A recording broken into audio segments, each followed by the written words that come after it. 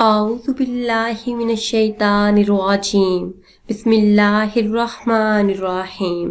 Islamic world on line channel کے پیارے ناظرین کو السلام علیکم ورحمۃ اللہ وبرکاتہ۔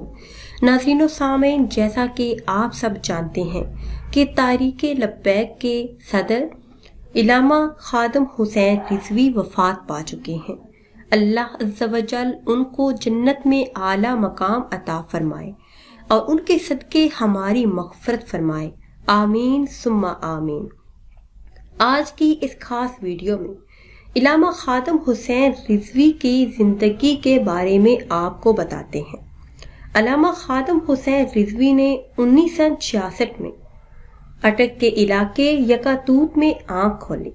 ابتدائی تعلیم اپنے گاؤں سے حاصل کی، پھر 8 سال کی عمر میں دینی تعلیم کے لیے جیلم چلے گئے، جہاں پہ آپ نے 4 برس کے دوران قرآن کریم کو حفظ کرنے کی سعادت حاصل کی۔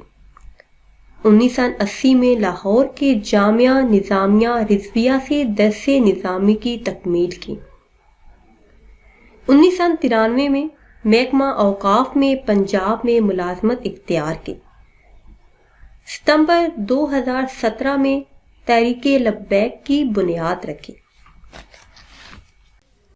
آج مینار پاکستان لاہور میں ان کی نماز جنازہ پڑھائی جا رہی ہے، جس میں لاکھوں عاشقان رسول نے شرکت کی ہے، اور کہا جا رہا ہے کہ پاکستان میں اس سے بڑا جنازہ پہلے کبھی بھی نہیں دیکھا گیا، اور اس سے زیادہ افسوس کی کوئی بات نہیں کہ آج ایک عاشق رسول، عالم دین کے خدمت گار اس دنیا سے وفات پا چکے ہیں۔